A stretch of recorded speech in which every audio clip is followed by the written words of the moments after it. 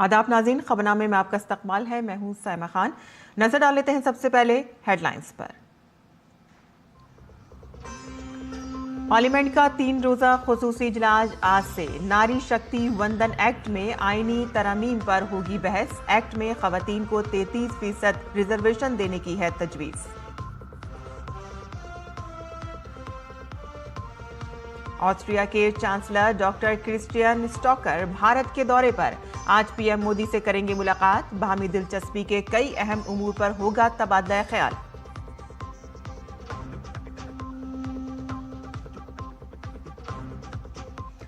तमिलनाडु और मगरबी बंगाल में इंतखाबी मुहिम जोरों पर। सभी पार्टियों ने झोंकी अपनी पूरी ताकत। आज कई लीडर करेंगे अवामी जलसे।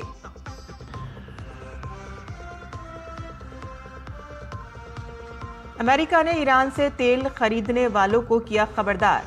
वजीर खजाना स्कॉट बेसेंट ने कहा कि खिलाफ वर्जी करने वालों को करना पड़ सकता है सख्त पाबंदियों का सामना। चीन पर साधा निशाना।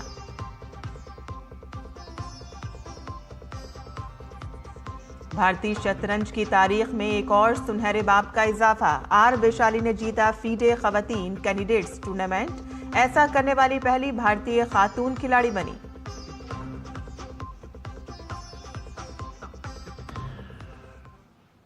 और अब खबरें तफसील से। पार्लियामेंट के मौजूदा बजट इजलास का 3 रोजा खुसूसी इजलास आज से शुरू हो रहा है। ये कार्रवाई 18 अप्रैल तक जारी रहेगी और इस मुद्दत के दौरान हुकूमत 131वां आईनी तरमीम बिलावर हद बंदी बिल 2026 लेकर आ रही है। ये बिल लोकसभा और रियासतों और मरकज के जेर इंतजाम इलाकों की कानून साज असेंबलियों में खवातीन के लिए 1/3 रिजर्वेशन का इंतजाम करता है। मुसवदा बिल के मुताबिक लोकसभा की कुल नशिस्तों की तादाद 850 तक बढ़ाने की तजवीज़ है, जिसमें रियासतों के लिए 815 और मरकज के जेर इंतजाम इलाकों के लिए 35 नशिस्तें हैं। मुजवजा बिल में हदबंदी के जरिए रियासत के लिहाज से लोकसभा की नशिस्तों को बढ़ाने का भी तसव्वुर किया गया है। काबिल जिक्र है कि हदबंदी के बाद लोकसभा और रियासती असेंबली की नशिस्तों की तादाद में इजाफा किया जाना है। नशिस्तों की तादाद में इजाफा 2011 की मरदमशुमारी के अदद-ओ-शुमार पर मबनी है। पीएम मोदी ने मुल्क की खवातीन कुव्वत को भी खत लिखा है। हुकूमत चाहती है कि लोकसभा और रियासती असेंबलियों में 1/3 नशिस्तें जल्द अज जल्द खवातीन के लिए मखसूस की जाएं और इसी के पेश नज़र आईनी तरमीम बिल लाया जा रहा है ताकि साल 2029 के लोकसभा इंतखाबात तक खवातीन रिजर्वेशन को नाफिज किया जा सके। और इसके साथ ही यूनियन टेरिटरी लॉज तरमीमी बिल 2026 भी लोकसभा में पेश किया जाएगा। ये बिल वजीर दाखिला अमित शाह पेश करेंगे और इसके जरिए union territory government act 1963 Delhi, national capital territory government act 1991 और जम्मू कश्मीर रीऑर्गेनाइजेशन एक्ट 2019 में मजीद तरमीम करने वाले बिल पर गौर किया जाना है। लोकसभा में बहस के लिए 18 घंटे का वक्त मुकर्रर है। लोकसभा में मंजूरी के बाद बिल राज्यसभा में पेश किया जाएगा। खवातीन रिजर्वेशन बिल पर बात करते हुए बीजेपी के रुकन पार्लियामेंट अनुराग ठाकुर ने कहा कि नारी शक्ति वंदन एक्ट के तई अहद बस्तगी के लिए वज़ीर आज़म नरेंद्र मोदी का शुक्रिया अदा करता हूं ताकि हिंदुस्तानी खवातीन को उनके हुकूक मिल सके। ये मुतालबा तवील अरसे से उठाया गया लेकिन पूरा नहीं हुआ। कई सालों तक हुकूमत करने वाली कांग्रेस ने सिर्फ वादे किए। सोनिया गांधी और राहुल गांधी अपने वादे को पूरा करने में नाकाम रहे।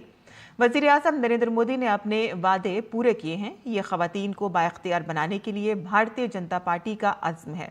एनडीए के तमाम हल्के पूरी ताकत के साथ नारी शक्ति वंदन एक्ट की हिमायत में एक साथ खड़े हुए हैं।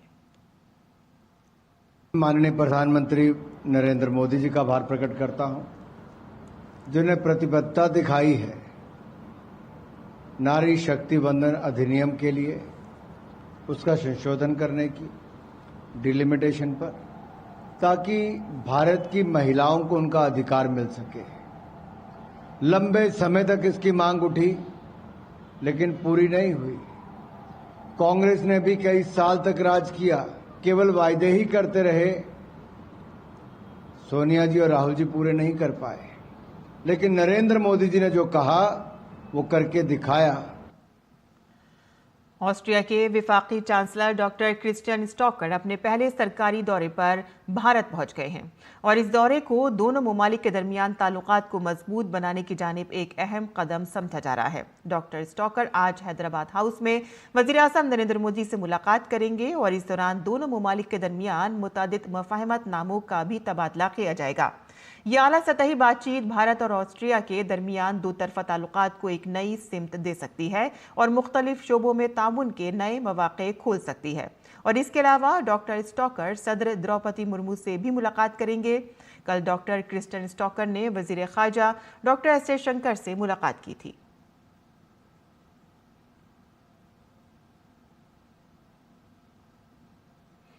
तमिलनाडु और मगरबी बंगाल में असेंबली इंतखाबात से कबल इंतखाबी मुहिम जोरों पर है। तमाम पार्टियों ने वोटरों को राग़िब करने के लिए अपनी पूरी ताकत झोंक दी है और इस बार तमिलनाडु के असेंबली इंतखाबात में दिलचस्प सह-रुखी मुकाबला देखने को मिल रहा है। डीएमके जीत का दावा कर रही है, लेकिन एआईएडीएमके बीजेपी इत्तेहाद ने मुकाबले को कांटे का बना दिया है। बीजेपी ने तमिलनाडु में अपनी पूरी ताकत लगा दी है, वहीं दूसरी तरफ डीएमके भी इंतखाबात में अपनी पूरी ताकत लगा रही है। दरअसल मगरबी बंगाल में 294 सीटों के लिए सियासी जंग का दर्जे हरारत हर रोज बढ़ता जा रहा है।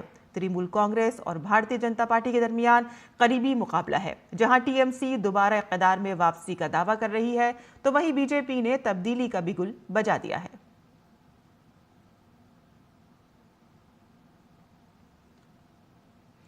आसाम के वज़ीर आला हेमंत बिस्व शर्मा आज मगरबी बंगाल में बीजेपी उम्मीदवारों की हिमायत में मुहिम चलाएंगे। अपने सोशल मीडिया प्लेटफॉर्म पर मालूमात का इश्तराक करते हुए उन्होंने लिखा कि मैं मगरबी बंगाल के अपने भाइयों और बहनों के साथ कूच बिहार, जुनूब, कलचीनी और फांसी देवा में अपने उम्मीदवारों के लिए मुहिम चलाने का बेसब्री से मुंतज़िर हूँ। मगरबी बंगाल असेंबली इंतखाबात 2 मरहलों में हो रहे हैं। पहले मरहले के लिए वोटिंग 23 अप्रैल को होगी, जिसमें कूच बिहार, जुनूब और कलचीनी और फांसी देवा शामिल हैं। हेमंत बिस्व शर्मा का ये दौरा बीजेपी की इंतखाबी मुहिम को मजबूत बनाने के लिए अहम समझा जा रहा है। इंतखाबी माहौल के दरमियान कूच बिहार समेत मुख्तलिफ इलाकों में सिक्योरिटी सख्त कर दी गई है और जैसे जैसे मगरबी बंगाल में इंतखाबात की तारीख करीब आ रही है, इंतखाबी पारा बढ़ता जा रहा है। एक तरफ बीजेपी के स्टार कैंपेनर मैदान में हैं, तो वहीं दूसरी तरफ टीएमसी ने भी हदबंदी के मामले पर मरकजी हुकूमत को घेरने की कोशिश शुरू कर दी है। मगरबी बंगाल की 294 सीटों के लिए सियासी जंग हर रोज गर्म हो रही है। तृणमूल कांग्रेस और भारतीय जनता पार्टी के दरमियान मुकाबला आमने सामने का है। जहां टीएमसी दोबारा इक़्तिदार का दावा कर रही है, तो वहीं बीजेपी ने तब्दीली का बिगुल बजा दिया है। वजीर दाखिला अमित शाह ने मगरबी बंगाल में ममता बनर्जी हुकूमत पर सख्त हमला किया है। दार्जिलिंग में एक इंतखाबी रैली से खिताब करते हुए मरकजी वजीर दाखिला अमित शाह ने कहा कि बीजेपी की हुकूमत बनते ही गोरखाओं के मसाइल हल किए जाएंगे और उनके खिलाफ झूठे मुकदमात वापस लिए जाएंगे। भाजपा की सरकार बनने के साथ ही बंगाल में घुसपैठ तो रुकेगी ही, गुंडा राज का अंत तो आएगा ही। जिस प्रकार से सिंडिकेट और माफियाओं का शासन है, इसका अंत आएगा ही।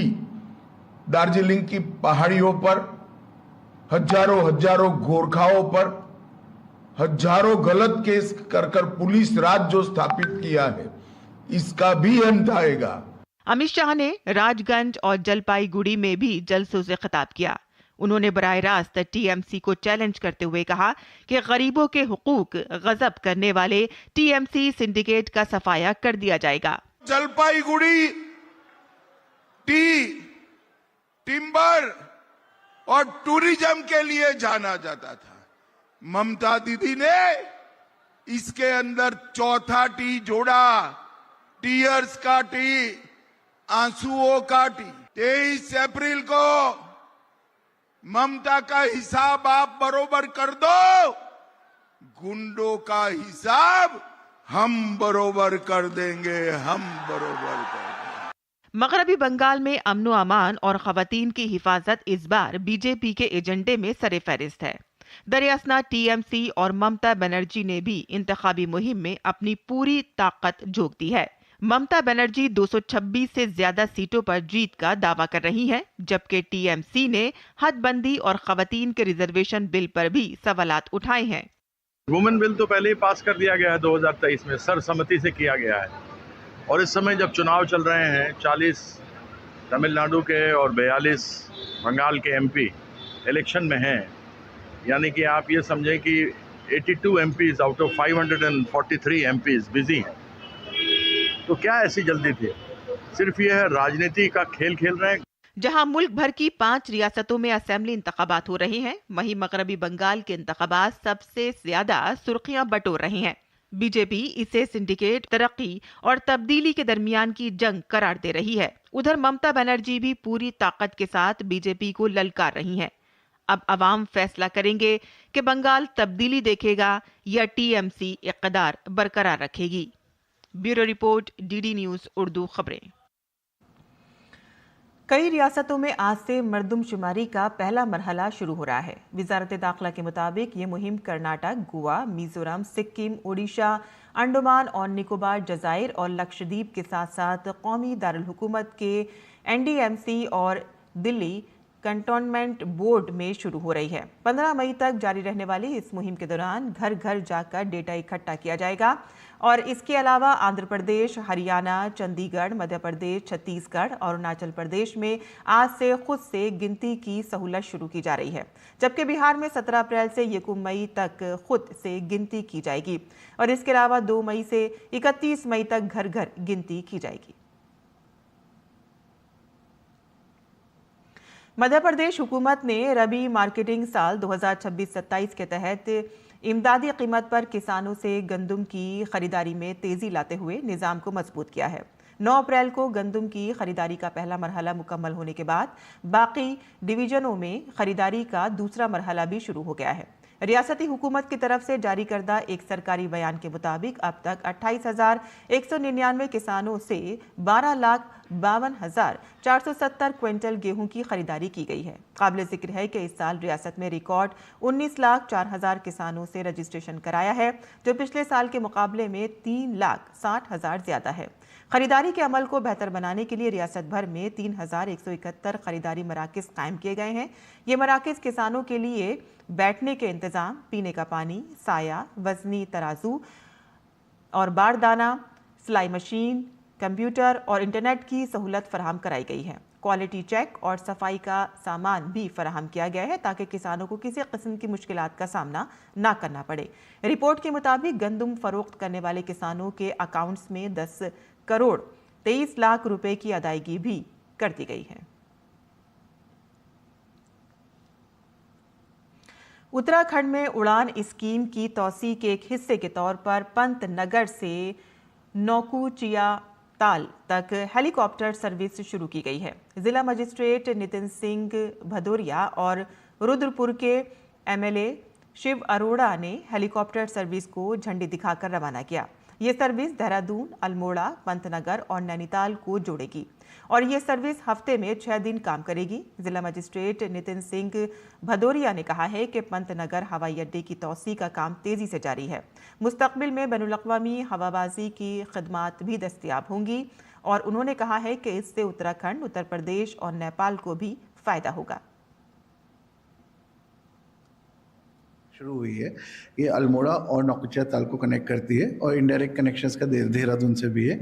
और ये कहीं ना कहीं ये एयरपोर्ट का हमारे एक्सपेंशन का जो प्रोजेक्ट अभी यहाँ पे चल रहा है वो मील का पत्थर साबित होगा इस क्षेत्र के लिए, और ना कि इस क्षेत्र के लिए बल्कि मुझे लगता है नेपाल और उत्तर प्रदेश का भी जो लगा हुआ इलाका है वो भी इसको ये एयरपोर्ट सर्व करेगा। यहाँ से डायरेक्ट कनेक्टिविटी रहेगी तो फेयर्स भी रीजनेबल होंगे और लोगों को यहाँ पे बहुत लाभ होगा। जो हमारे सिडको के मैन्युफैक्चरिंग प्रोडक्ट्स होंगे वो भी यहाँ पे अपने मार्केट से को पहुँचेंगे, जल्दी ही पहुँचेंगे।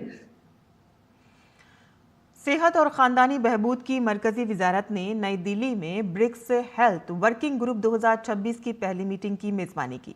ब्रिक्स 2026 का थीम लचक, इख्तरा, ताउन और पायदार तरक्की है, जो अवाम पर मबनी और मुस्तकबिल के लिए तैयार नुक्ता नज़र की अक्कासी करता है।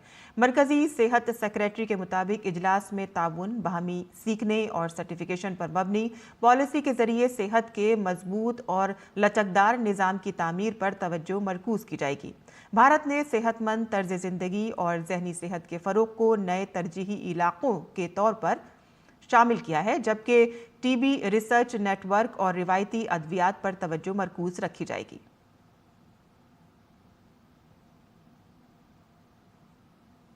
और अब पेश है दिल्ली से शाये होने वाले उर्दू अखबारात का जायजा।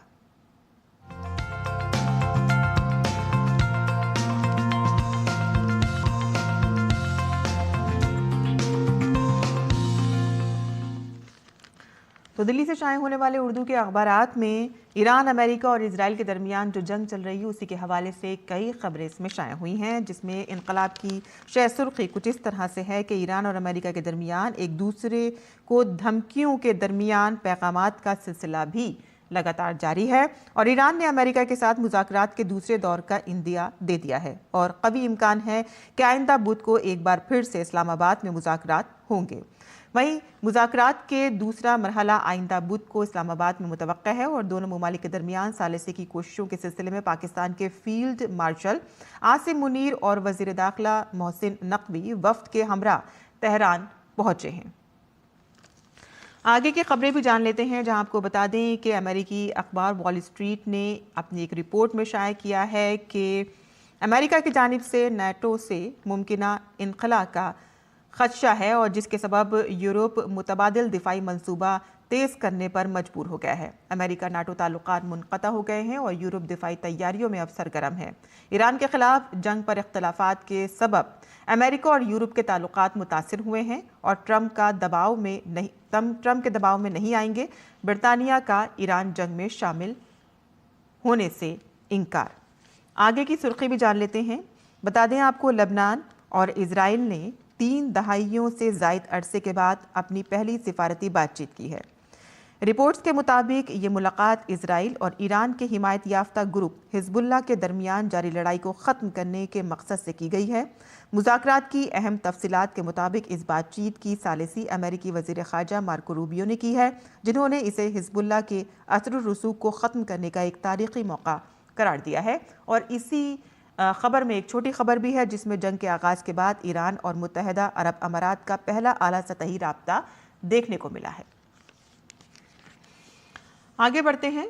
वहाँ आपको बता दें कि हिंदुस्तानी परचम वाला LPG टैंकर आबनाए हुर्मुज़ से गुजरकर गुजरात पहुंचा है। जी हाँ, आपको बता दें कि ये टैंकर जग विक्रम यहाँ पर 20,400 मीट्रिक टन पेट्रोलियम गैस लेकर गुजरात पहुंचा है। अमेरिका ईरान कशीदगी के सबक तकरीबन यहाँ पर बता दें आपको कि 15 जहाज़ अब भी अहम आबी गुजरगाह से गुजरने के लिए क्लियरेंस के मुंतज़िर हैं।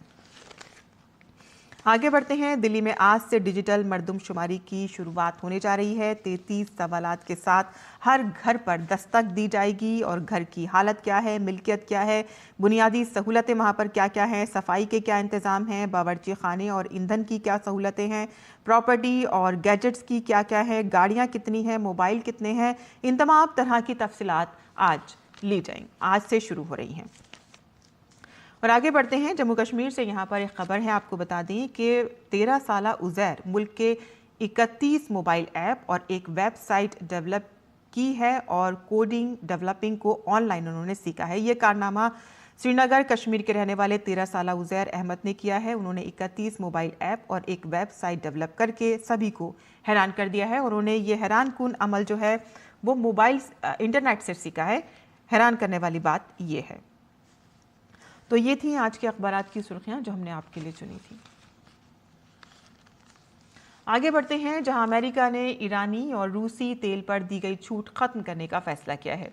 वज़ीर ख़जाना स्कॉट बेसेंट ने कहा है कि रूसी और ईरानी तेल पर 30 दिन की पाबंदियों में तौसी नहीं की जाएगी। उन्होंने वाज़ेह किया है कि ये छूट 11 मार्च से पहले समुद्र में मौजूद तेल तक महदूद थी, जिसे अब इस्तेमाल किया जा चुका है। आपको बताते चले कि ईरान को दी गई ये छूट 19 अप्रैल को ख़त्म हो रही है और इस फैसले को ट्रंप इंतज़ामिया की पॉलिसी के खात्मे के तौर पर देखा जा रहा है, जिसके तहत आलमी सतह पर तेल की सप्लाई बढ़ाने और तवानाई की कीमतों को कंट्रोल करने के लिए छूट दी गई थी।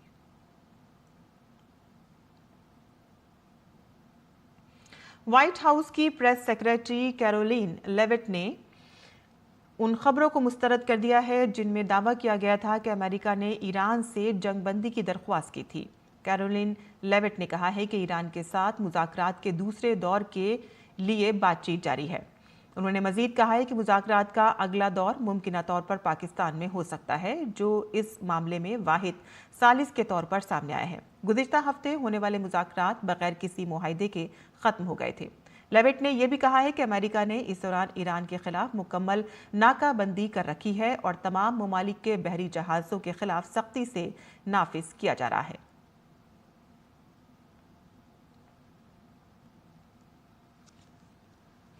अमेरिका और ईरान के दरमियान कशीदा ताल्लुकात के दरमियान एक बार फिर से सिफारती इक़दाम का इम्कान बढ़ गया है। मुज़ाकरात के पहले दौर की नाकामी के बाद व्हाइट हाउस की प्रेस सेक्रेटरी कैरोलिन लेविट ने कहा है कि ईरान के साथ मुज़ाकरात के दूसरे दौर के लिए बातचीत जारी है। उन्होंने ये इंदिया भी दिया है कि मुज़ाकरात का ये नया दौर पाकिस्तान में ही होने का इम्कान है। उधर अमेरिका ने ईरानी बंदरगाहों पर समुद्री नाकाबंदी कर रखी है और इसमें बहरी जहाज़ों को ईरानी बंदरगाहों से जाने या दाखिल होने से रोकने के लिए कार्रवाई की जा रही है। अमेरिकी अफवाज की यूएस सेंट्रल कमांड सेंटकॉम ने अपने बयान में कहा है कि ये नाकाबंदी मुकम्मल तौर पर नाफिज कर दी गई है और इससे ईरान की समुद्री इक़्तिसादी तिजारत मुकम्मल तौर पर रुक गई है। नाकाबंदी में कई बहरी जहाज़ों को वापस मोड़ दिया गया है या उन्हें अपने रास्ते तब्दील करने का हुक्म दिया गया है। ईरान की फ़ौज ने अमेरिका के इस इक़दाम की शदीद मुखालिफत की है और ख़बरदार किया है कि अगर अमेरिका ने नाकाबंदी जारी रखी तो वो खलीज फ़ारस, खलीज अम्मान और बहरा अहमर में समुद्री रास्तों पर तिजारत रोक सकता है और इससे ईरान तिजारती बहरी जहाज़ों के लिए उन अहम समुद्री रास्तों को बंद कर सकता है, जिससे आलमी समुद्री तिजारत और तवानाई की सप्लाई में खलल पड़ने का खतरा पड़ सकता है। अमेरिका के वज़ीर ख़ज़ाना स्कॉट बेसेंट ने ईरान और चीन के हवाले से एक बड़ा बयान दिया है। उन्होंने कहा है कि चीन ईरान से 90% ज़ायद तेल खरीदता है, जो उसकी तवानाई की ज़रूरियात का तकरीबन 8% पूरा करता है। स्कॉट बेसेंट के मुताबिक आबनाए हुर्मुज़ में नाकाबंदी से चीनी खरीदारी पर कुछ असर पड़ सकता है। उन्होंने ये भी बताया है कि अमेरिकी महकमा ख़ज़ाना ने 2 चीनी बैंकों को खतूत भेजे हैं। उन्होंने खबरदार किया है कि अगर उन खातों में ईरानी रकूम की लेन देन के सबूत मिले तो अमेरिकी सानवी पाबंदियां लगाने के लिए तैयार है। नेपाल की 9 तश्कीलशुदा बालेंद्र शाह हुकूमत ने 2006 से अब तक के सरकारी अफसरान के असासों की छानबीन के लिए एक कमीशन बनाकर बदउनवानी के खिलाफ एक बड़ा कदम उठाया है। हुकूमत के तर्जुमान समित पोखरेल ने बुध को काबीना के इजलास के बाद कहा कि 5 रुकनी असासा इंक्वायरी कमीशन तश्कील दिया जाएगा और इस कमीशन की सरबराही सुप्रीम कोर्ट के साबिक जज राजेंद्र कुमार भंडारी करेंगे।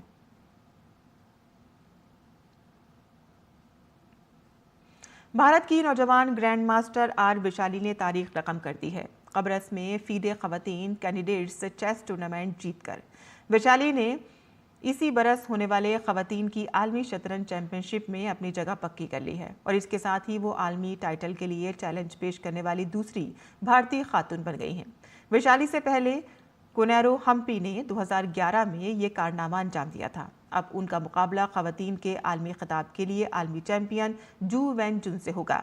फाइनल राउंड में विशाली की जीत का इन्हिसार दूसरे मैचों के नताइज पर था। दिव्या देशमुख ने बीबी सारा असाउबा येवा को ड्रॉ पर रोका, जिससे विशाली की राह हमवार हुई और इसके बाद विशाली ने सफ़ेद मोहरों से खेलते हुए कैटरीना लगनो को शिकस्त देकर खिताब अपने नाम कर लिया। इंडियन प्रीमियर लीग 2026 में बुध को बेंगलुरु के एम चिन्ना स्वामी स्टेडियम में खेले गए मैच में रॉयल चैलेंजर्स बेंगलुरु ने लखनऊ सुपर जायंट्स को 5 विकेटों से शिकस्त दे दी। आरसीबी के कप्तान रजत पांड्या ने टॉस जीतकर पहले गेंदबाजी करने का फैसला किया। लखनऊ सुपर जायंट्स 20 ओवर में 146 रन पर ऑल आउट हो गई और लखनऊ की जानिब से मिशेल मार्श ने 40, मुकुल चौधरी ने 39 और आयुष बडोनी ने 38 रन खेले। वहीं 4 ओवर में 4 विकेटें हासिल की और भुवनेश्वर कुमार ने 3 और कृणाल पांड्या ने 2 विकेटें हासिल की। आरसीबी ने 147 रन का हदफ 16वें ओवर में 5 विकेटों के नुकसान पर 149 रन बनाकर हासिल कर लिया। आरसीबी की जानिब से विराट कोहली ने सबसे ज्यादा रन बनाए। उन्होंने 49 गेंद की इनिंग्स खेली। कप्तान रजत पाटीदार ने 27 और जितेश शर्मा ने 23 रन का हदफ 23 रन बनाए और इस जीत के साथ ही आरसीबी पॉइंट्स टेबल में टॉप पर पहुंच गई है। इंडियन प्रीमियर लीग के आज के मैच में मुंबई इंडियंस का मुकाबला पंजाब किंग्स से होगा। यह मैच मुंबई के वानखेड़े स्टेडियम में खेला जाएगा। पंजाब की टीम अपना पहला मुकाबला सनराइजर्स हैदराबाद के खिलाफ जीता, तो वहीं मुंबई को पिछले 3 मैचों में लगातार शिकस्त का सामना करना पड़ा। ऐसे में मुंबई जीत के रास्ते पर वापस आना चाहेगा। मुंबई इंडियंस और पंजाब किंग्स के दरमियान होने वाले रिकॉर्ड की बात करें तो दोनों ही टीमों के दरमियान अब तक 34 मैच खेले जा चुके हैं, जिनमें से पंजाब किंग्स ने 17 मैच जीते हैं, जबकि मुंबई इंडियंस ने भी 17 मैचेस जीते हैं। ताहम गुज़िश्ता सीजन में दोनों ही टीमों के दरमियान खेले गए दोनों मैच पंजाब किंग्स ने जीते थे। और अब पेश है मुल्क भर के मौसम का हाल।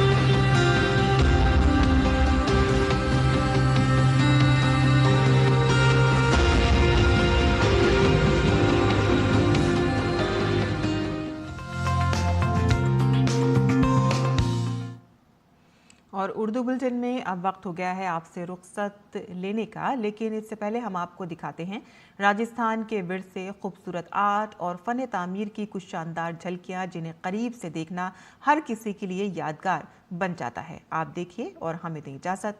आदाब।